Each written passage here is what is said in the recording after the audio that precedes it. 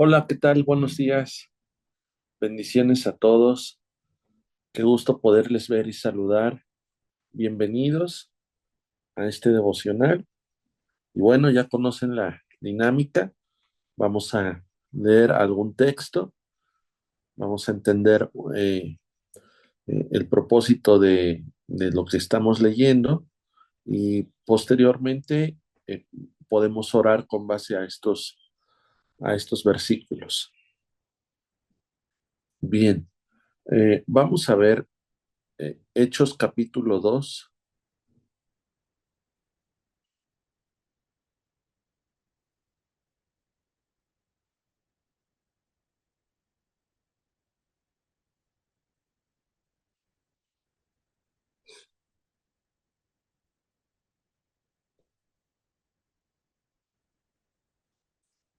Hechos capítulo 2 y vamos a leer a partir del versículo 1.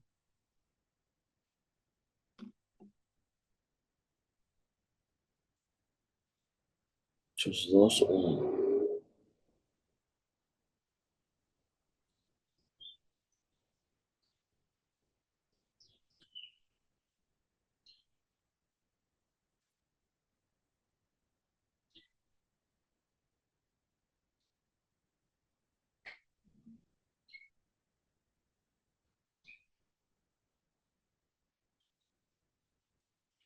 Bien, dice Hechos 2, 1. Cuando llegó el día del Pentecostés, estaban todos unánimes y estaban juntos. Bien, déjame platicarte un poquito el contexto de este versículo. Está hablando de los discípulos. Jesús había resucitado y durante 40 días les habla del reino de Dios y les da las últimas indicaciones. Normalmente o regularmente las últimas indicaciones suelen ser las más importantes. Y dentro de esas indicaciones, Jesús dice, no se vayan de Jerusalén, esperen la promesa del Padre, la cual les dijo, oíste de mí. Y después Jesús les dijo, eh, van a recibir poder cuando haya venido sobre ustedes el Espíritu Santo y me van a ser testigos en Judea, Samaria y hasta lo último de la tierra. Prácticamente esas fueron las últimas palabras después de Jesús. Después él fue levantado al cielo y los discípulos ya no vieron más a Jesús físicamente, pero sí se quedaron con las palabras y con las indicaciones que Él les dejó o Él les dio para que pudieran recibir una promesa. Entonces, para poder recibir la promesa, para provocar o para hacer que una promesa se haga realidad, Jesús les dijo, no se vayan, esperen la promesa. Dicho de otra forma, Jesús los animó a que permanecieran juntos. Jesús los animó a que permanecieran en unidad.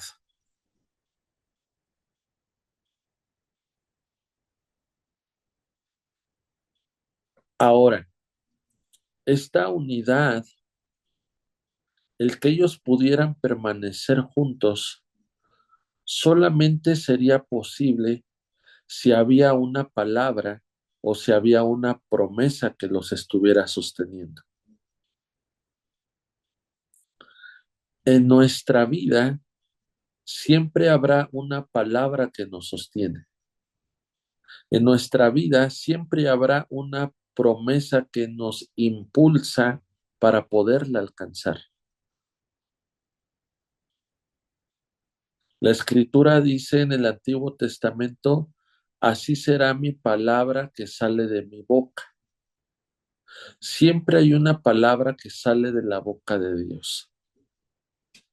Dice esta escritura que te menciono, no volverá a mí vacía, sino que hará lo que yo le he dicho que haga.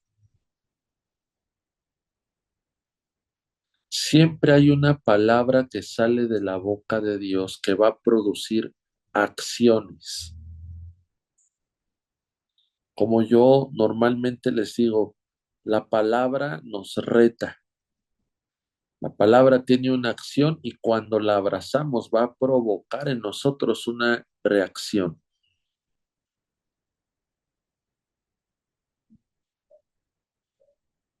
La palabra tiene acción y cuando la recibimos va a provocar en nosotros una reacción.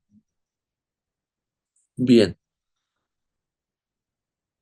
una vez dicho esto, eh, en Hechos 2 verso 1, entonces dice, llegó el día del Pentecostés. Y este versículo dice que estaban algunos de los discípulos reunidos. No dice eso, dice que estaban todos. Es importante que estemos todos. Es importante que estemos todos. Y que esos todos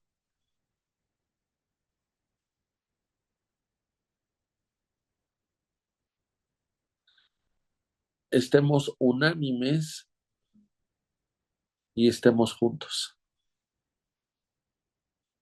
Que haya unidad y que haya armonía. Y esto se logra cuando hay un mismo Dios, una misma fe, una visión, un llamado, un propósito.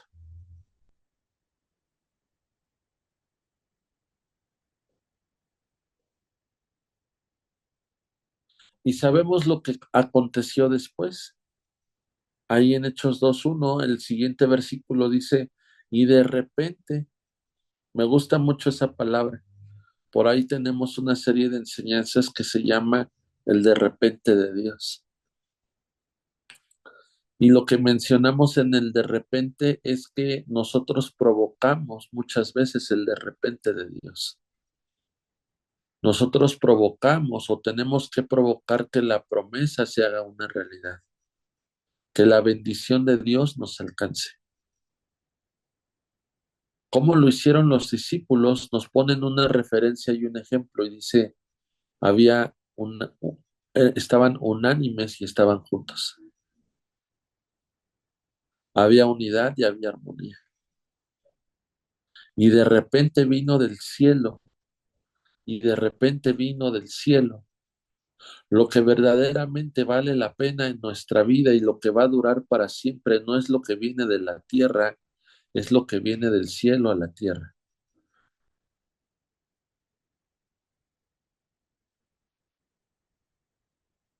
Lo sobrenatural, los cambios verdaderos, la transformación viene del cielo a la tierra.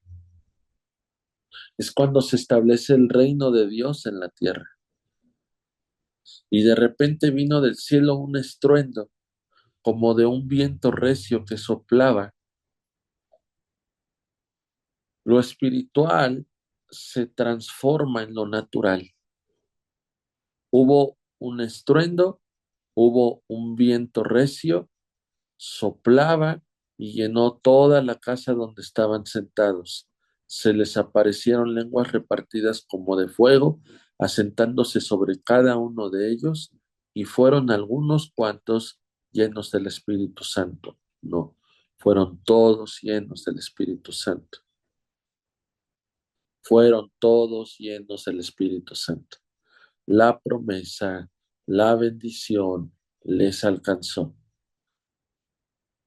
El Espíritu Santo les bautizó. El Espíritu Santo los cubrió. El Espíritu Santo los llenó. Y a partir de ese momento empezaron a establecer el reino de Dios y empezaron a extender el reino de Dios cumpliendo el propósito y la voluntad de Dios, y los discípulos aprendieron a caminar en honra y los discípulos aprendieron a caminar en obediencia para con Dios, no sin antes aprender la importancia de la unidad y de la armonía. Wow.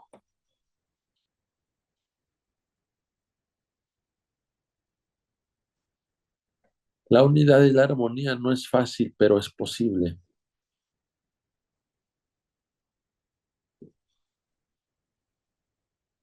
La palabra nos enseña, nos ayuda a generar unidad y armonía. Es importante y necesario dos palabras, humildad y honra.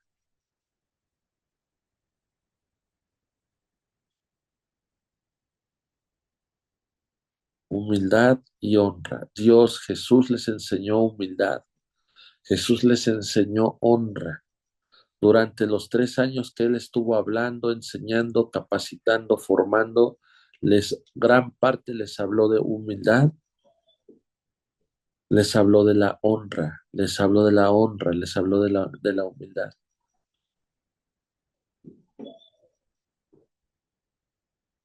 ¿Qué tan importante fue para Jesús el venir a establecer el reino?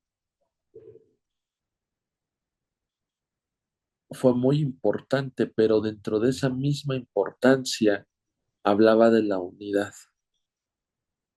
Por ejemplo, recuerdo cuando Jesús ora al Padre por sus discípulos y dentro de esa oración Jesús dice, para que el mundo crea que tú me enviaste, los discípulos van a hacer milagros, prodigios y maravillas. Y esa era la oración de Jesús, que para que el mundo creyera, los discípulos tenían que moverse en cosas sobrenaturales. No, no dice eso.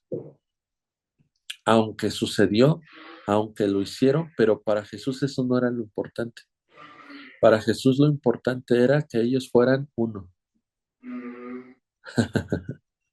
Y Jesús decía, la estrategia, la fórmula para que el mundo crea en mí es que ellos sean uno.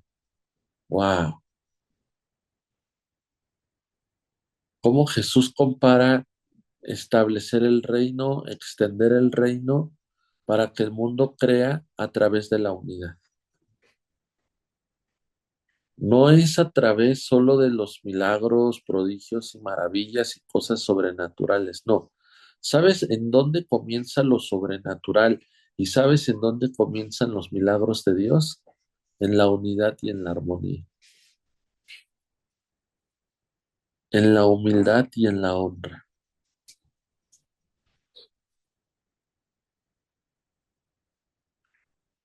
Entonces, queremos lo sobrenatural de Dios, queremos que Dios nos use tremendamente, perfecto.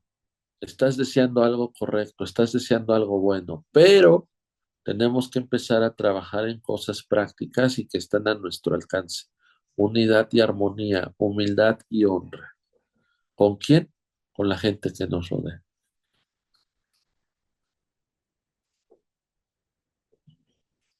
Vamos a ver un texto que nos ayuda a entender un poquito más lo que yo te estoy mencionando.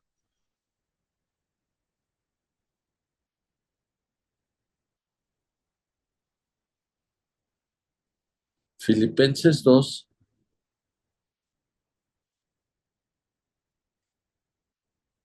Filipenses 2, versículo 3 al 4.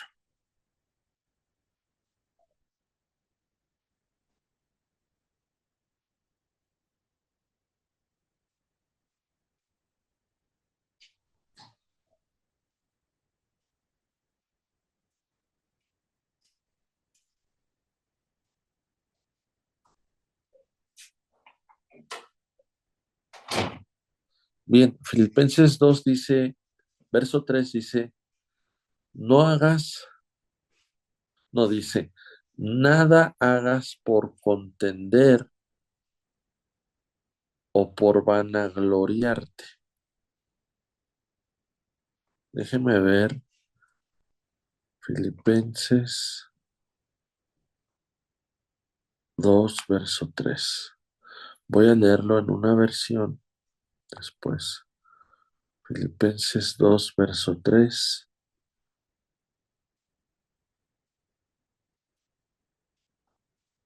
y verso 4.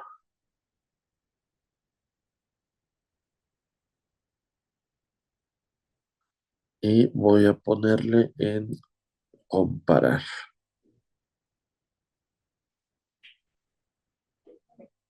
Ajá.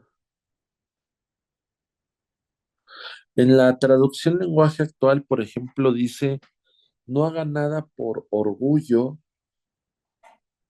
o solo por pelear.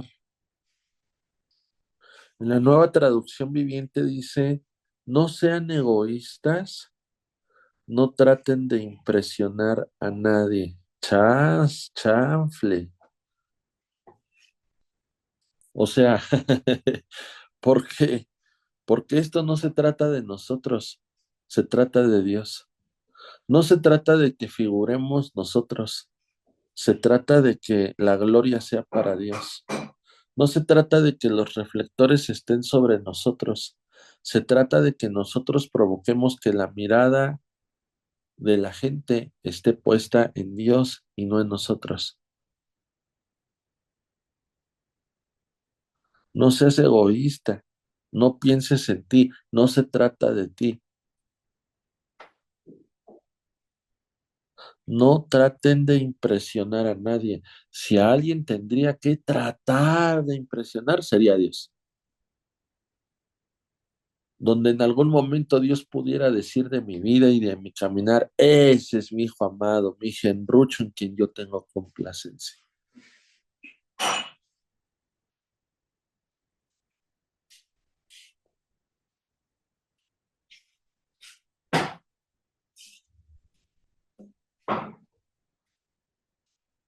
Y después en esta versión, nueva traducción viviente, Filipenses 2 verso 3 dice, sean humildes.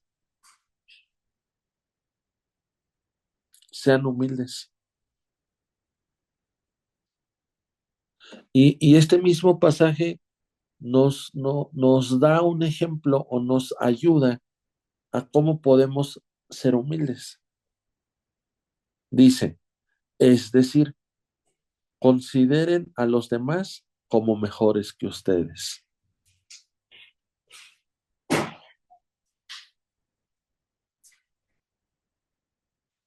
Wow. Termina diciendo el verso 4, no se ocupen solo de sus propios intereses, sino también procuren interesarse en los demás. Wow.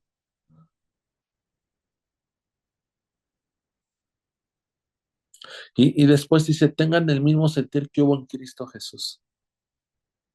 Mi referencia, mi maestro al que sigo sus pisadas o al que trato de seguir sus pisadas, la palabra dice, tengan el sentir que hubo en Cristo Jesús. La pregunta del millonceso es, ¿cuál es el sentir que hubo en Cristo Jesús?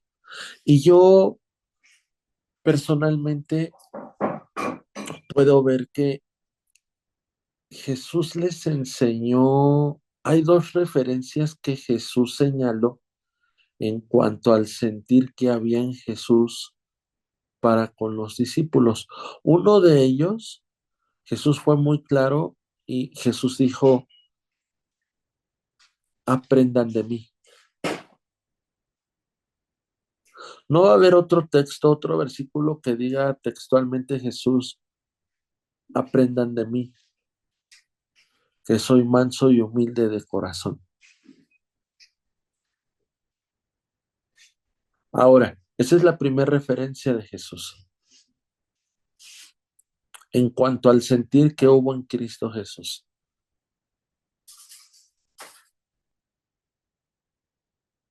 Ahora, para que Jesús dijera, aprendan de mí que soy manso y humilde, previamente él tuvo que despojarse.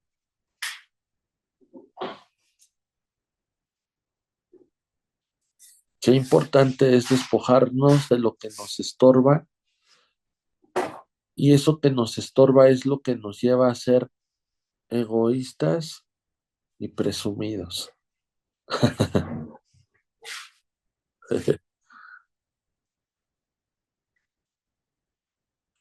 La segunda referencia que quiero mencionar en Jesús, después de que él dijo, aprendan de mí, ya no solamente fue lo que Jesús dijo, sino lo que Jesús hizo. Este texto no lo tengo, y si por ahí alguien me ayuda a poner el texto, este texto habla de cuando Jesús lava los pies de los discípulos.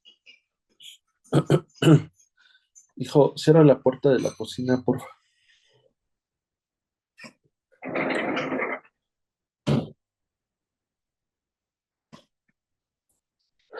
Y, y lo que quiero mencionarte de este pasaje, voy a parafrasearlo.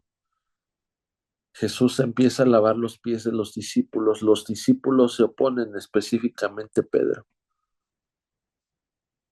y dice, no, hombre, ¿cómo tú nos vas a lavar los pies? Nosotros tenemos que hacerlo contigo. Al contrario, pero Jesús les estaba enseñando honra.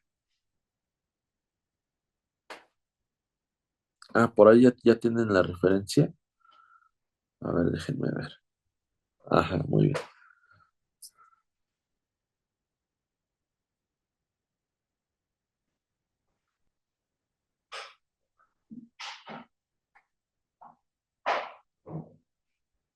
Ajá. Juan, Juan 13, versículo 12 al 20. Entonces ahí para que lo tengan como referencia, pero yo quiero parafrasear, y entonces lo que estaba haciendo Jesús ya no solamente era una enseñanza de lo que él decía, sino era una enseñanza con lo que él estaba haciendo. ¿Qué estaba haciendo Jesús? Lavando los pies de los discípulos. Pero también Jesús les decía, lo que yo hice con ustedes, ustedes háganlo con los demás. Ahora, ¿cuál es la esencia de esta enseñanza? No seas egoísta, no traten de impresionar a nadie. Dense un baño verdadero de humildad y de reconocer que los demás son mejores que ustedes.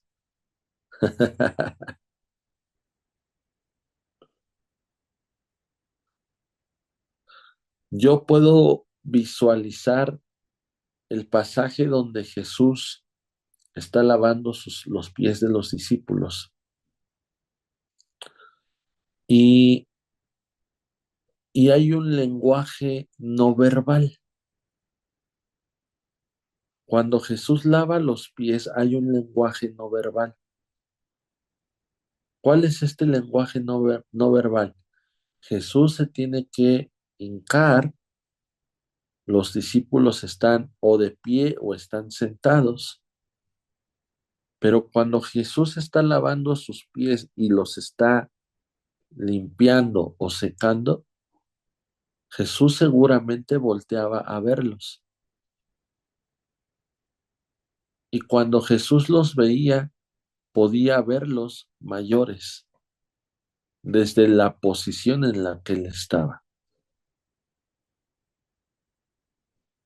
Cuando aprendemos a lavar los pies de la gente, los vamos a ver mayores, pero no es hasta cuando estamos dispuestos a limpiar, a lavar, a perdonar, a amar, cuando los vemos mayores.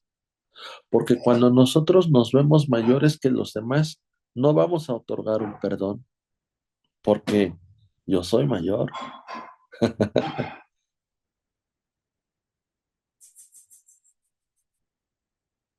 Y podemos decir, no es digno de mi amor,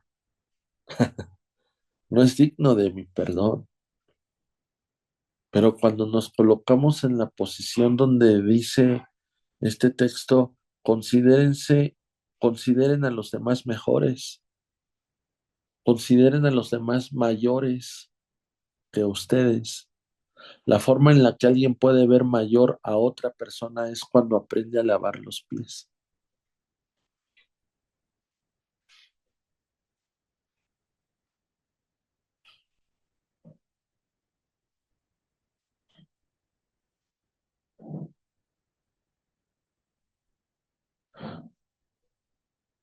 Aquí en esta nota dice, la honra contrarresta la autosuficiencia, la independencia y el mejor solo que mal acompañados.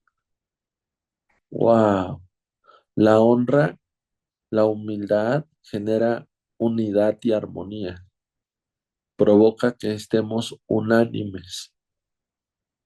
Repito, la honra contrarresta la autosuficiencia, la independencia y, y esta frase que dice, y el mejor solo que mal acompañados. O el otro pensamiento que muchas veces tenemos, solo lo hago mejor. Entonces vamos a bajarle dos, tres, cuatro rayitas. Aprendamos a tener la posición de lavar los pies de alguien más, viéndolos con honra, dejando de ser presumidos, pretenciosos y egoístas. Y quitémonos de la cabeza que somos la última, iba a decir la última chela en el desierto. No, hombre, la última Coca-Cola sin azúcar en el desierto.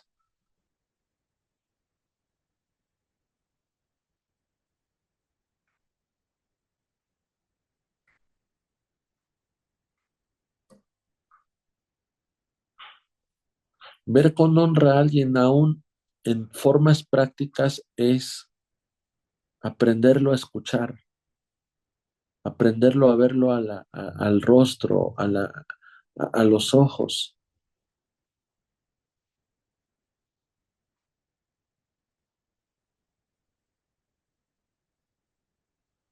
Aprendamos a escuchar, no solamente hablar. Para hablar nadie nos gana, somos expertos. Y pensamos que lo más importante es que la gente me escuche. No, cálmate, bájale. Es importante escuchar. Aquí en esta nota dice, no podemos ser buenos hablantes si no somos buenos oidores. No hay mayor soberbio que el que no sabe escuchar. La fe viene por el oír y el oír la palabra de Dios.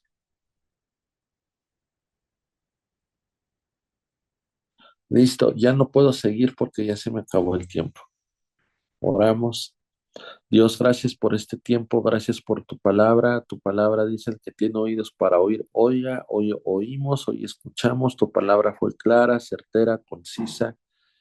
Tu palabra fue como esa espada de dos filos que está cortando, que está penetrando, que está rompiendo todo lo que tenga que ser roto en nosotros, toda pretensión, todo orgullo, toda soberbia, todo egoísmo se rompe en el nombre de Jesús para generar unidad y armonía y que las bendiciones y las promesas nos alcancen y establecer el reino de Dios y extenderlo en nuestra vida, en nuestro hogar, en nuestra familia, en nuestra iglesia, en nuestro trabajo, donde nos desenvolvamos en el nombre de Jesús.